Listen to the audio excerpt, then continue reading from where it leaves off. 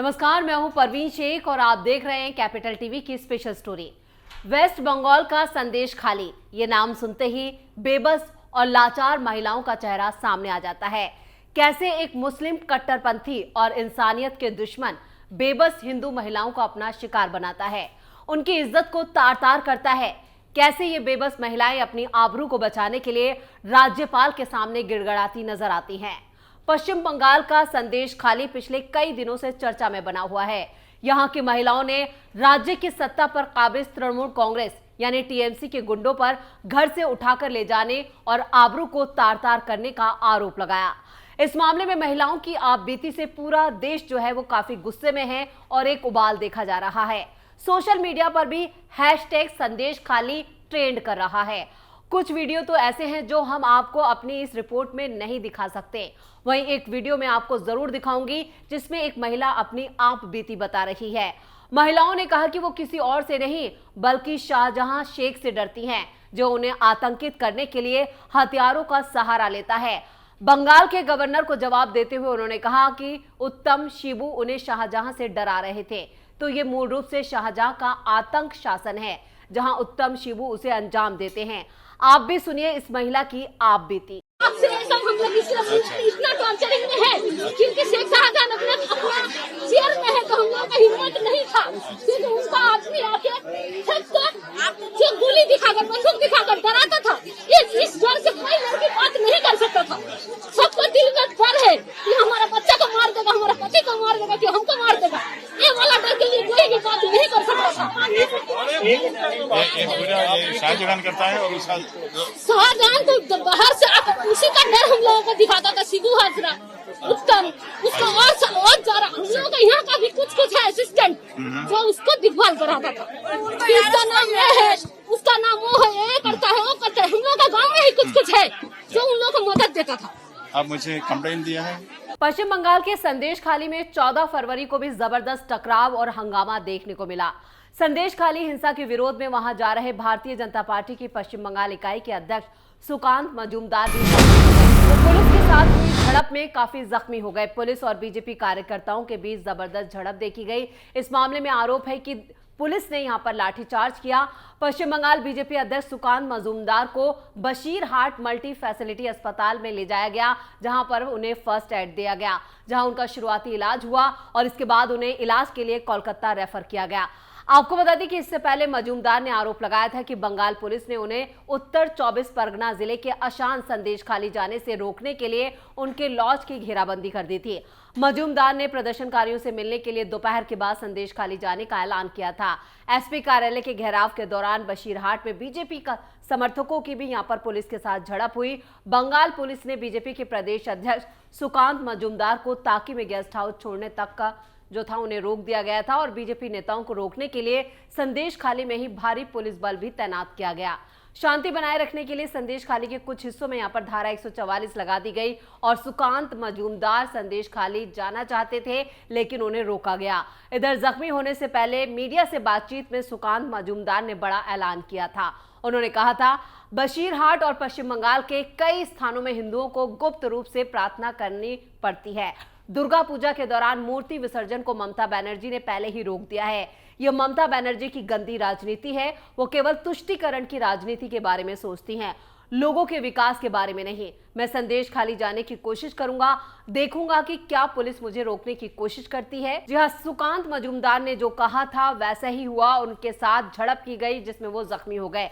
वहीं BJP IT cell प्रमुख ने भी यहां पर इस घटना को लेकर एक्स पर एक पोस्ट साझा की है। उन्होंने लिखा है, पश्चिम बंगाल पुलिस ने सारी हदें पार कर दी हैं। उन्होंने ममता बनर्जी को खुश करने के लिए हर नियम का उल्लंघन किया है। पुलिस के साथ झड़प में बीजेपी बंगाल अध्यक्ष सुकांत मजूमदार को चोटें आईं और वो बेहोश हो गए। उनकी टीम पर हमला किया गया, उन्हें अस्पताल ले जाया गया। ममता बनर्जी और पश्चिम बंगाल पुलिस को बता दें कि वो संदेश खाली की महिलाओं के लिए न्याय के लिए भाजपा के आंदोलन को कुचल नहीं सकते। हम पश्चिम बंगाल में महिलाओं को ममता बनर्जी के आपराधिक सिंडिकेट की वासना की वस्तु नहीं बनने देंगे। लड़ाई जारी रहेगी। इधर पश्चिम बंगाल के संदेश खाली में टीएमसी नेता शेख जहां पर महिलाओं के लगाए गए यौन उत्पीड़न के आरोपों के मद्देनजर बीजेपी प्रदर्शन कर रही है। इस कड़ी में बीजेपी कार्यकर्ताओं का बशीरहाट में प्रदर्शन जारी था। था और इस बीच प्रदर्शनकारियों को खदेड़ने के लिए पुलिस ने लाठीचार्ज किया। बीजेपी महिला मोर्चा की प्रदेश अध्यक्ष फाल्गुनी पात्रा भी इस प्रदर्शन का हिस्सा थी। इसी कड़ी में केंद्रीय मंत्री स्मृति ईरानी भी जो थी, उन्होंने भी मुख्यमंत्री ममता बनर्जी पर निशाना साधा। महिला और बाल विकास मंत्री स्मृति ईरानी ने कहा, बंगाल के संदेश खाली में कुछ महिलाओं ने मीडिया को संबोधित करते हुए बांग्ला में अपनी व्यथा को व्यक्त किया। बांग्ला में मैं हिंदी में अनुवाद कर रही हूं। महिलाओं ने टीएमसी के गुंडों के बारे में कहा कि वो घर घर जाकर देखते थे कि किस घर की महिला सुंदर है, उम्र में कौन कम है। महिलाएं बांग्ला में पत्रकारों से कह रही हैं, फिर उनके पति को टीएमसी के गुंडे कहते थे कि पत्नी पर आपका कोई अधिकार नहीं है। तो स्मृति ईरानी यही नहीं रुकी, उन्होंने यहां तक दावा करते हुए कहा कि टीएमसी चीफ ममता बनर्जी हिंदुओं के खिलाफ अत्याचार करने के लिए जानी जाती हैं। शादीशुदा हिंदू लड़कियों को उठाकर टीएमसी के ऑफिस में उनका रेप किया जाता है। इनको शब्दों में नहीं बोला जा सकता। उन्होंने आगे कहा कि सवाल है कि क्या नागरिक होने के नाते हम चुप रह सकते हैं। अब तक हर कोई ये सोच रहा था कि शेख जहां कौन है। अब ममता बनर्जी को इस सवाल का जवाब देना होगा कि शेख जहां कहां है। संदेश खाली में महिलाओं ने विरोध प्रदर्शन करते हुए आरोप लगाया था कि स्थानीय टीएमसी नेता शेख जहां और उनके गिरोह ने उनका यौन उत्पीड़न किया। साथ ही जमीन के बड़े हिस्से पर यहां पर बलपूर्वक कब्जा कर लिया गया है। महिलाओं ने फरार शाहजहां को तुरंत गिरफ्तार करने की मांग की है। शाहजहां उस वक्त फरार हो गया था जब राशन घोटाले में उसके घर पर ईडी ने छापेमारी की थी और एक टीम पर भीड़ ने हमला भी कर दिया था। तब से अब तक शाहजहां गायब है। अब इसको लेकर ममता बनर्जी भी सवालों में आ चुकी हैं या कहें कि एक बड़ी मुश्किल में दिखाई दे रही हैं। कौन है शाहजहां शेख, जिसके इशारे के बिना संदेश खाली में एक पत्ता भी नहीं हिलता?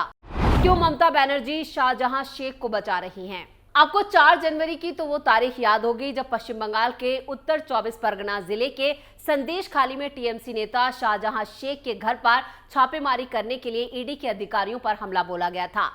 हमले में ईडी के 3 अधिकारी घायल हो गए थे। हालांकि ईडी अधिकारियों के साथ केंद्रीय सुरक्षा बल के जवान भी थे।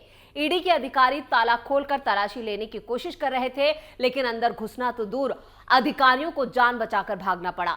यहां तक कि सुरक्षा देने के लिए मौजूद सीआरपीएफ के जवानों को भी वहां से भागना पड़ा था। ईडी अधिकारियों पर हमले से पूरे बंगाल में बवाल मच गया था। बीजेपी ने रोहिंग्या के शामिल होने का आरोप लगाते हुए एनआईए जांच की मांग की थी, लेकिन आखिर ये शाहजहां शेख है कौन? आरोप है कि इनके इशारे पर ईडी अधिकारियों पर भी हमला किया गया था। ये सवाल उठ रहे हैं कि शाहजहां शेख कौन है, जिसके समर्थन में सुबह 7 बजे इतने लोग इकट्ठा हो गए और केंद्रीय सुरक्षा बलों की मौजूदगी में ही ईडी अधिकारियों पर हमला बोल दिया। शाहजहां शेख के बारे में बताया जाता है कि वो टीएमसी का नेता है और मौजूदा वक्त में जिला परिषद का पदाधिकारी भी है। पिछला चुनाव जीतकर उसे ये पद मिला था और इससे पहले वो नगर पालिका का चेयरमैन था। कहा जाता है कि शाहजहां शेख का इलाके में काफी दबदबा है और उसके इशारे के बिना संदेश खाली में एक पत्ता भी नहीं हिलता। हालांकि वो पहले टीएमसी में नहीं था। इलाके के जो नागरिक हैं, जो लोग हैं, उनका कहना है कि वो कभी सीपीएम का समर्थक हुआ करता था, लेकिन साल 2011 में जब सत्ता बदली तो उसने यहाँ पर लेफ्ट का साथ छोड़ दिया और टीएमसी का समर्थक बन गया। टीएमसी में शामिल होने के बाद से लगातार उसकी ताकत बढ़ती जा रही है और संदेश खाली में उसका दबदबा देखा जाता है। बहुत से लोग शाहजहां शेख को राज्य के पूर्व खाद्य मंत्री ज्योति प्रिय मलिक के करीबी के रूप में जानते थे।